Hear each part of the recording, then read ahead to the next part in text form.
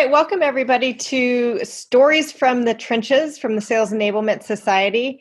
I am here today with Ali Condah, and I'm excited to talk to him about some of his career and some of his stories. They're going to be more unusual than the people that we have heard from so far. He's got quite a unique background, and I'm excited to be able to share more of that color in his experience, because I think it takes us out of the realm of just the SaaS world or the technology world, and into some really different areas where I know that we have different members that are supporting in a sales enablement capacity. So looking forward. So we've got Ali Condah with us today. And Ali, welcome to Stories from the Trenches. Thank you. Glad to be here. Awesome. So I'm going to just have you first introduce yourself and some of your background, and then we'll dive into more of the meat. So do you want to introduce yourself to our listeners? Yes. So as Juliana said, my name's Ali Condah. I currently work for Amazon Web Services on the public sector enablement team. And my current responsibilities, I lead the onboarding strategy and training delivery globally for our public sector division. I think we have about a little over 2,000 employees in this division, and it's growing. It'll probably grow fivefold over the next few years. Started there as an individual contributor about a little over a year and a half ago, and now have a team of 8, and just continues to grow. My career has been a mix of sales, marketing, and sales enablement, or some combination of that. I started in sales enablement and didn't even know I was in sales enablement, but during my college years, I was the college marketing rep for Universal Music Group. And I worked for AT&T on the sales side, both part-time jobs while I was in college, just trying to pay for my car insurance for the car that my mom bought me. That probably changed my life, because I went from an accounting major to a business major, really got into sales. And over that time, I worked at AT&T in a sales and sales enablement role, Sprint. And then at that point, I entered the private equity world, and that really changed my career goals and where I was headed. And I think I was just telling Juliana this before we started, but 5 enablement programs in different private equity companies over the past 7 years. And then more recently with a company called Gemalto, and where I'm at now, Amazon Web Services. Awesome. I love some of that backstory, and we probably a lot of us have that from college, right? The things we did in order to support life, and as we're first learning about how much insurance costs and these things, and it's like, oh my gosh, I wanted a car, but I didn't know that went along with it. The hard part was getting the car, not paying for the insurance for the car. Yeah, I didn't. If I only knew. Right? Yeah, absolutely. I had a similar experience. That's awesome. So we're going to dive into some of the things prior to Amazon and understand more about what you did. So will you tell us some of kind of maybe the non-mainstream places where you worked and did sales enablement, and maybe start out with a first story within one of those businesses about what it was like, and kind of how, paint the color for us of how sales enablement worked in this strain versus maybe in other ways in which we know it. Yeah, there are 2 stories that come to mind. So during my private equity time, I learned a lot about myself and what I can do from a career point of view.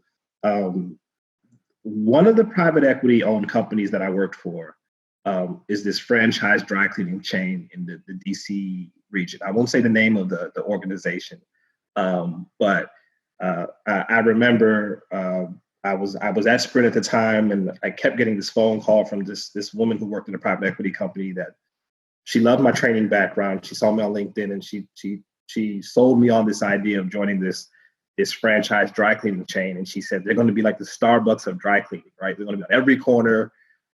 Get in early, you get some equity. And I was like, oh, that's my key to having my first success story, like with stock, right? So I was like, okay, let me try this out. So I joined this franchise dry cleaning chain.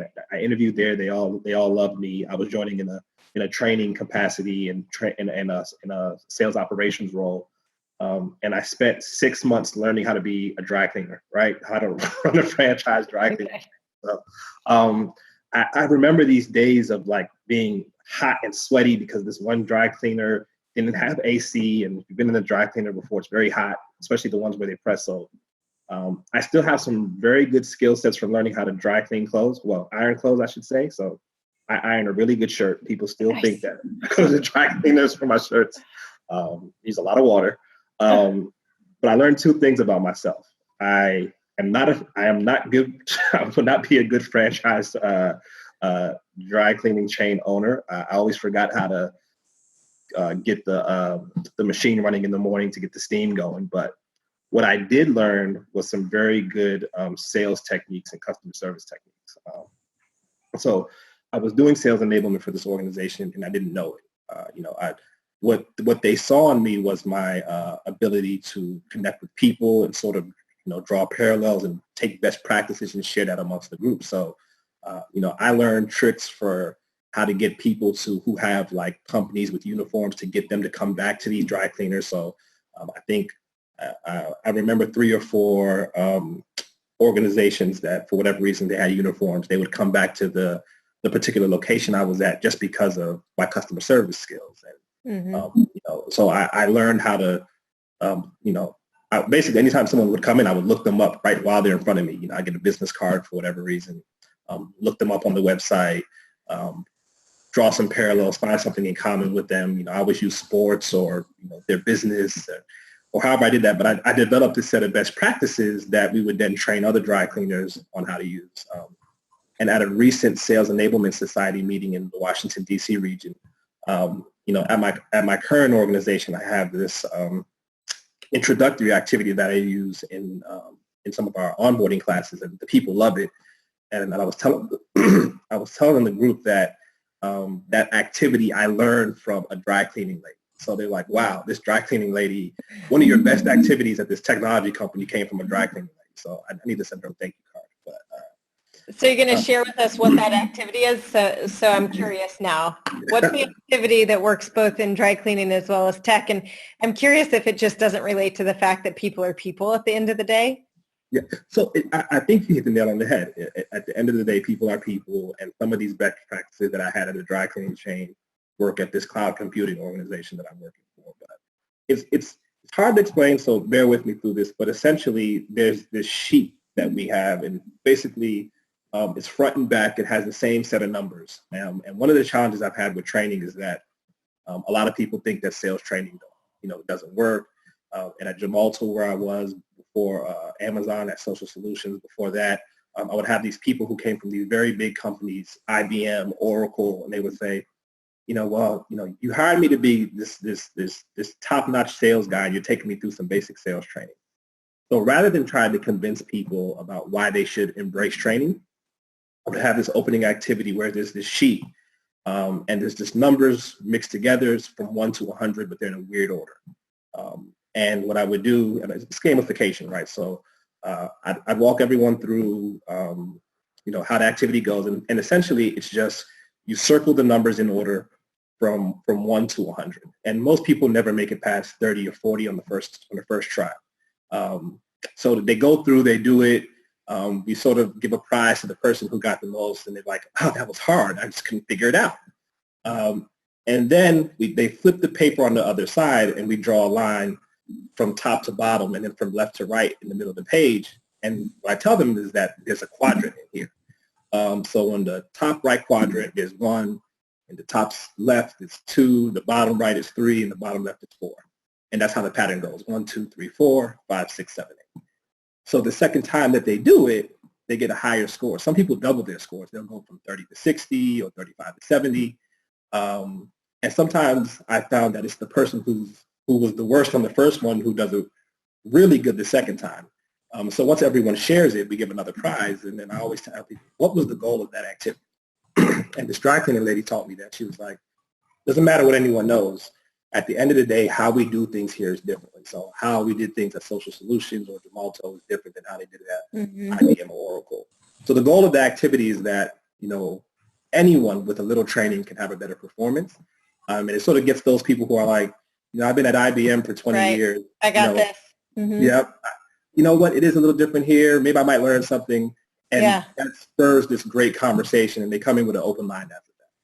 Yeah, that's great. I think it's interesting as well that you brought it up because we see this a lot where the people that have a lot of experience do come in with this like, hey, I got this. And I think that in essence, what's needed is actually, you might know these things, but you don't know how we do it.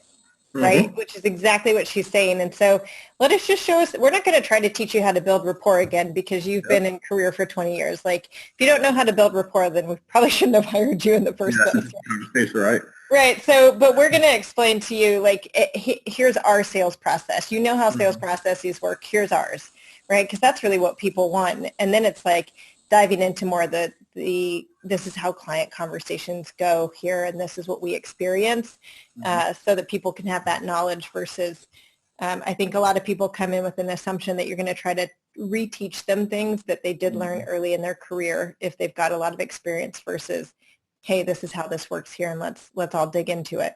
Yep. Yeah, that's awesome. Cool. Okay, so that was one great experience, and I'm also kind of curious from a dry cleaning standpoint. What do you think are, how did that scale? So, in full disclosure, I was on a podcast the other day, and they were asking what social learning meant, and I had just read or reading the book Team Human by Douglas Rushkoff. It's actually not, it's a manifesto. It's not a book. So I should caveat that it's his manifesto. But, he talks about social learning in the book and how it started when we were able to speak just through language, which is essentially what you were saying. It was like I started learning these things and then I talked to people about these things. And so I think when we think social learning, we think digital platforms. Today our head immediately goes there versus no, it actually might just be a conversation with another person, and you're sharing an insight that maybe they didn't know. Now they've learned something that they don't have to do the thing that, wrong or whatever that they were doing before, and now they know and they can go do it differently. So how did that look from that perspective of you started doing something, you're having success. How did you scale that across the dry cleaner? I'm super curious about that. Oh, yeah. So one of the things, it was interesting, this dry cleaner, right? And I used to use another store at Gemalto for digital security, but the guy who was in charge of basically their IT was basically this guy who was fresh out of college. He graduated from University of Maryland, Baltimore County, and he had some videography skills. And they were like, hey, you're good with computers. Why don't you be our IT guy? It's a small operation, right? So, we didn't have the best IT network, but what they did have was this internal portal. And the person who was my boss at the time, she set this portal up as a way to share best practices. So we started to put those things on the portal. We had a newsletter. So whenever we had something, we would put it on that internal portal. And that essentially became like our digital playbook, right? All these good ideas, these best practices, from the best way to quickly dry clean some shirts to some of the ways you can earn revenue and build rapport and promotions that work. We would just put them on there. So as we learned things in this training facility that was, it was a dry cleaning location, but customers didn't know that we trained people there. We would just put it on there. So if I went to a dry cleaner in Virginia, one of the original franchisees shared a best practice with me, we thought it'd be good to place it on that site. If I learned something in terms of how to get more customers, we put it there. So, it was a great experience. While I wasn't the best dry cleaner, I think they valued my customer service skills and my sales skills, and it was something that I think changed how they operated their training locations and some of their store locations. Yeah, that's awesome. I will note too, I think you said it took you're doing 6 months of dry cleaning training, and at Starbucks you go into the stores and work in the stores if you work in a corporate function, but I think it's for a week. And I think they replicate that week every so often, but it's definitely you win for probably the longest tenure in figuring out and doing the work in the store. Yep. That's awesome. So tell us about the next kind of interesting offbeat sales enablement role that you had. Yep. So around the time that I completed that time, private equity person reached out to me, the one that owned, company, and said, hey, we have this organization, I won't say the name, but they work with local utilities to to help improve efficiency. So like as an example, selling the local utility would work with like a Home Depot or Lowe's to get them to sell energy efficient appliance, reducing the kilowattage hours for their customers. And it was really a way for the utility to be able to go back to state and say, hey, we're helping customers, we're reducing their bills, we're getting them energy efficient products. They earn that goodwill, so as they try to grow within the state, they have goodwill with the utility commission, the local state and government individuals. And this really became a big thing. So they really started to track the sales of light bulbs and energy efficient refrigerators and appliances. And taking what I've learned at that dry cleaning chain in terms of how you share those best practices, I did the same approach. So we would go into a Home Depot, a Lowe's, Ace Hardware, any type of home improvement store you can think of, and we would teach the employees, hey, you can sell this incandescent light bulb, but this CFL, while it may take a little bit longer to light up, it uses half the energy, right? And we give this rebate so that way you can get a 4-pack for $1, or for the $1.50 you can buy the inefficient light bulb. The challenge with that is these retail employees, they come and they go. They're not getting commission on some of these things, at least not on the light bulbs. Yeah. So we found ways to share best practices. I would literally go into a store, and we had this meter where you put like an incandescent light bulb and a CFL or an LED, and it would show the kilowattage hour. So I would literally turn it on, and we would show customers when they come into the store, hey, this light bulb is using 0.5 kilowattage hours, and this one is using 0.15, right? So it's a huge savings, right? And it's brighter, and it looks better, and all this other stuff. So I'll talk about the sales enablement side, but I'll talk about the funny story first. So I was having success. I was going into all these stores. They loved me. The Home Depot guys felt like I was one of their employees. And the woman at the local utility company, Pepco, in the Washington, D.C. region, she said she liked my smile. I was friendly with customers. Would I mind being on one of their ad campaigns? And I thought it would be cool. I was joking around with my wife saying, hey, this is my first modeling gig. I'm in a Pepco shirt, right? Awesome. It showed up in the newspaper once. I'd keep it, show my kids one. Right? I went to this small Ace Hardware in Bethesda, and I did this full-day photo shoot. It's me holding a light bulb, me working. They had a paid actress, and I remember thinking to myself, they have me, the trainer, and then the paid actress. Okay. Didn't think too much into it. I signed some paperwork saying they can use my picture for whatever period of time. So I did this, and then like a week later, oh, sorry, by the way, meeting after meeting. So long story short, a week and a half later, my old boss from the dry cleaning chain, she called me and she said, hey, I just saw you in the newspaper. And I was like, oh yeah, I did this ad. And then I go on Facebook 2 days later, and then someone tags me in the post, and they said, you're in my utility bill. And I was like, what do you mean I'm in your utility bill? And like takes a picture and shows me, it's like, it's this insert with me and this model. Then I go to my local gas station 2 days later, and he's like, hey, Mr. Pepco man. And I didn't look at him. I was like, what are you talking about? He's like, Ali. I'm like, hey. He's like, you're the Pepco man. I was like, what do you mean I'm the Pepco man? He's like, you're in the Pepco ad. I saw you in the newspaper. The craziest part, though, was that someone called me a few weeks later and said they saw me on a bus, like bus ads, right? And for like 4 years, they used my picture. I think this was like 2013, and I want to say they used it up until 2017. I mean, like friends of my mom, my wife. I think it's still on my Facebook timeline. I go back, but it's like I was in this ad. They use it on their web ads, Facebook ads. I mean, it was just all over the place. So probably the most unusual type of sales enablement you've ever done. Exactly. In the ads for 4 years for an energy company. Yes. All right. I can find that. Yeah. So I was the Pepco man for the longest at the gas station. It was annoying. But what I did learn from there, that was the first foray when we would go into these locations and we would try to sell, get these guys who they could sell the $800 refrigerator, but we would try to talk them into selling the $2,000 refrigerator at the time. because it was way more energy efficient and it would save them on the utility bills and it lasts longer. And of course, it had more bells and whistles. But I would listen to these guys at these different locations. So if I go to Lowe's, I'll just sit there for an hour and watch someone sell, and go to Home Depot. And I started to document all these best practices. And I eventually created this sheet of like, hey, here are the common objections. Here's how you overcome them. And literally, I was going to Home Depot sharing these. Now, because these are different companies, we had to find creative ways to share these best practices. So I literally would create these one-pagers. And I would just drop 5 off at one Home Depot, drop 5 off at Lowe's. And I remember one of the managers pulling me aside and said, hey, we increased our Samsung refrigerator sales by 30% after you did that. Like, you saved us so much money. And literally got to the point where they would actually go in on Saturdays and like train their staff, like bring some donuts, train them in the morning before like a big sale. I would even like have these challenges where I would tell some new employee, okay, look, I don't work in Lowe's, but I guarantee you I will sell 5 refrigerators today.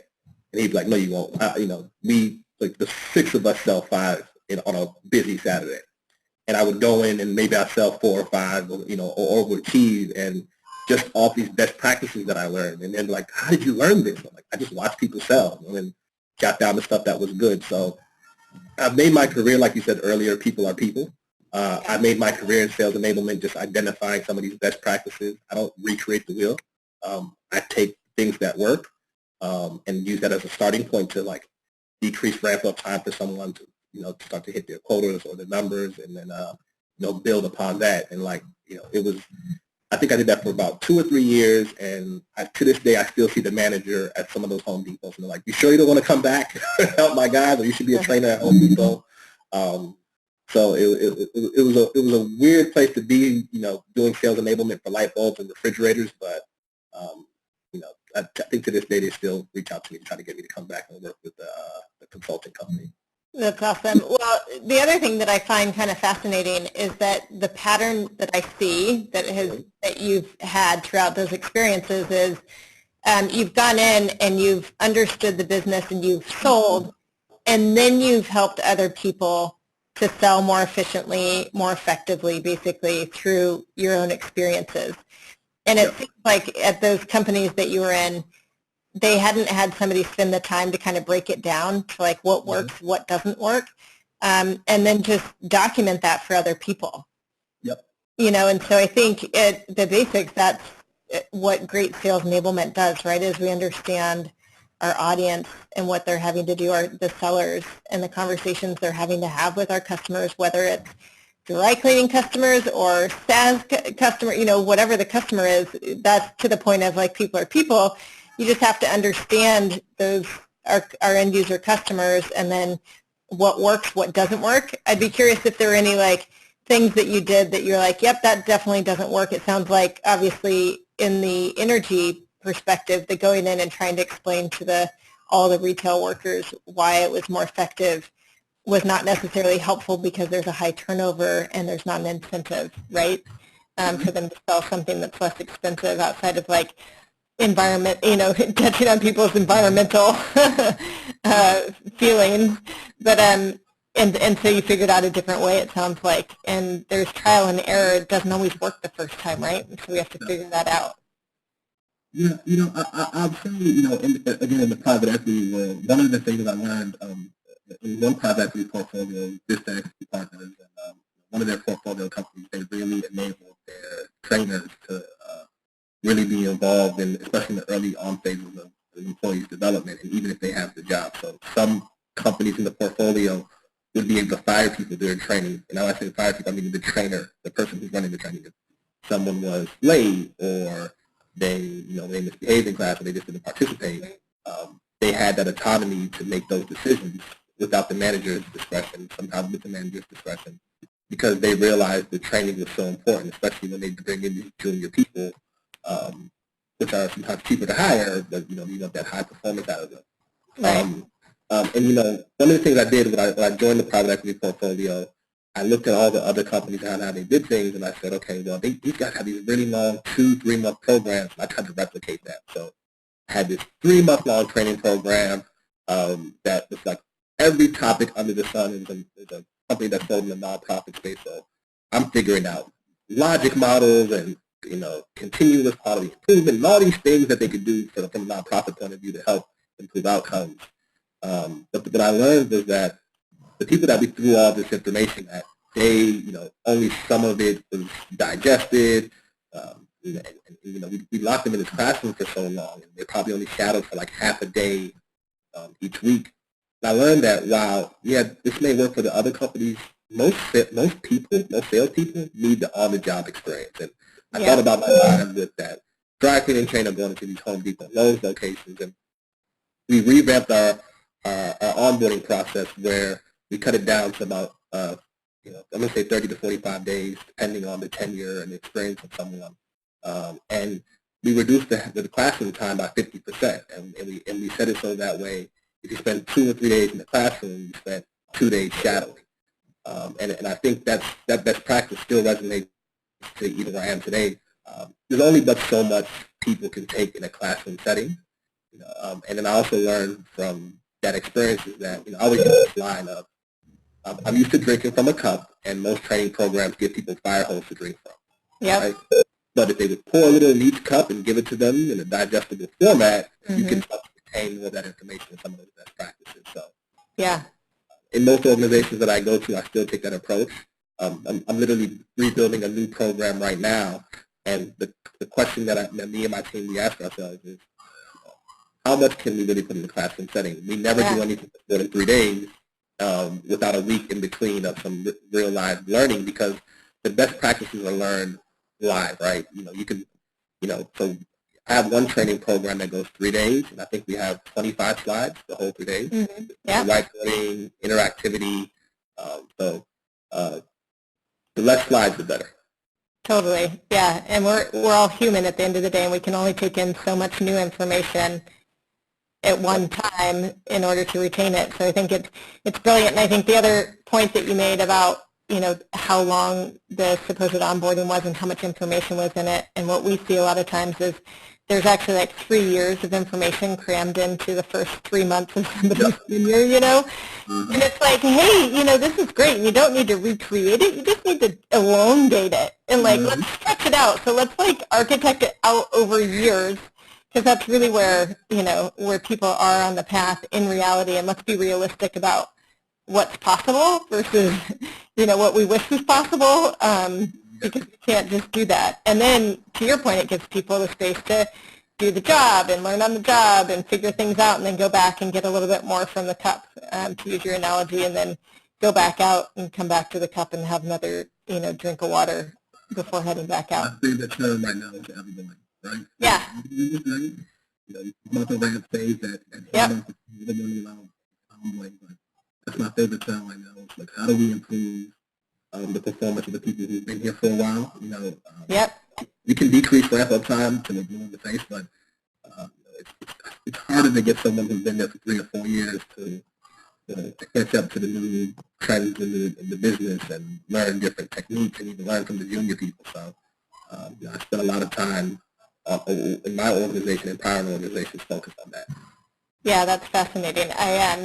That came up yesterday on the podcast as well that I was on, and I've done some work across the generations, and what we actually found in the work that we did, which I thought was fascinating, was that millennials and the oldest generation actually have the most in common, which nobody would think, and it's all values-based.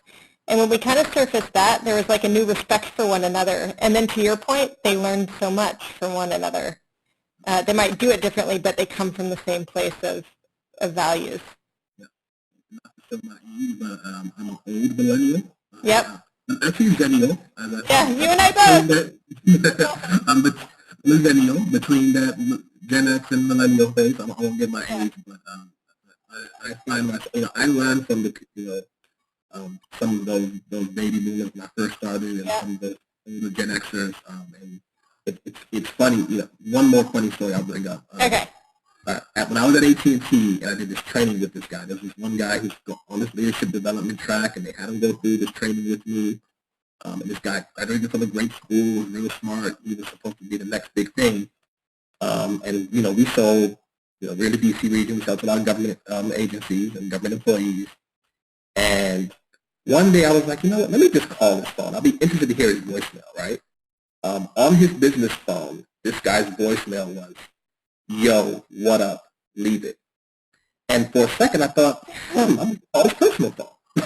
So I look at the number, and this business phone in which someone from the DOD or some big government agency or some big contractor is going to call, and literally at the time we were working on a deal for about, I think it was, I forget the agency, and I don't even want to say for legal reasons, but we were waiting for a customer to call us back to give us a decision after they talked to use a solution selling term, their power sponsor. And I'm like, oh my God, this could be the difference between them selecting us and going with another competitor is this guy's voicemail, yo, what up, leave it. Right. Literally, everyone I trained after that, we had to train on phone etiquette. And like, sometimes it's the most basic things. It doesn't matter what school someone went to. Life is life, right? People are people. And those are the deciding factors sometimes that you may not even realize. Yeah, it can be the small things. That's fascinating. Mm-hmm. Yep. That's awesome. Well, I think that we're going to have to stop here because we're kind of well over our time, but I think it's I appreciate you sharing it with us, the unusual stories of sales enablement that you've had in your career so far. And hopefully all the members can gather something out of it as well. I think there's some great patterns in each one of the stories that you talked about that are helpful, to kind of bring us all back, right, when we are doing like the big thing.